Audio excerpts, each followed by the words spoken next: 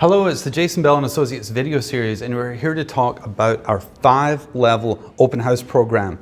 Now, we love open houses. You might think, well, what is the use of having an open house? I mean, why would someone, open their home and just have people come into the house? Wouldn't they just be like kicking around?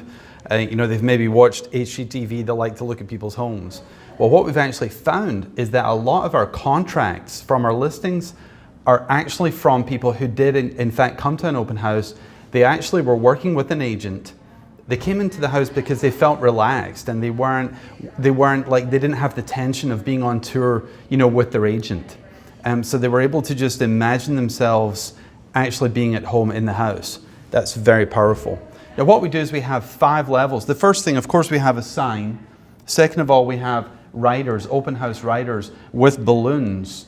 Very importantly though, we also have directional signage in the neighborhood. You may have seen that when you're driving around, you see, oh, open house, open house, open house.